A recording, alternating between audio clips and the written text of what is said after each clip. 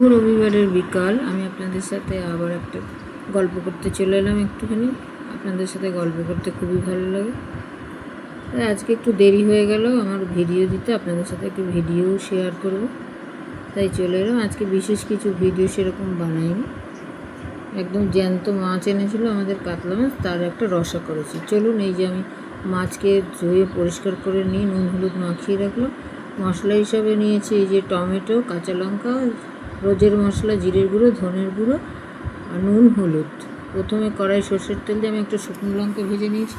শুকনো লঙ্কা তেলে ভেজে নিলে মাছটা ভালো ভাজা হয় এবং উল্টাতে সুবিধা হয়, কড়াই লেগে যায় না। তারপরে কড়াই আমি মাছ ভাজতে দিলাম, এই যে সর্ষের তেল গরম করে ভাজতে দিলাম, এই যে লাল লাল করে ভাজা হলো।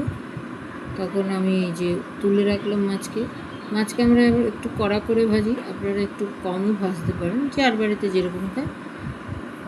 সব কটা মাছ ভাজা হয়ে গেল। ভাজার পর আমি কি করলাম, ওই যে মাছ ভাজার তেলটা আছে ওর মধ্যে আমি কোনো ফোড়ন দেবো না, শুধু যে টমেটো কুচি আর কাঁচা লঙ্কাটা আছে ওটা আমি প্রথমে দিয়ে দিলাম। দিয়ে কাঁচা লঙ্কা আর টমেটো কুচি একটু নাড়লাম, নেড়ে ওই গুঁড়ো মশলাগুলো, রোজের যে মশলাটা দেখাচ্ছি ওটাকে আমি জল দিয়ে গুলে ঢেলে দিলাম, আর একটু জল দিলাম, দিয়ে এটাকে ফুটতে দিলাম। আপনাদের সাথে আবার একটু গল্প করছি, এর মাঝে আমি একটু মাছগুলোকে ঢেলে দিয়ে এসেছি ওই ঝোলে। তখন এই যে ঝোলটা, এই যে এরকম টেক্সচারটা যখন হবে, তখন এই যে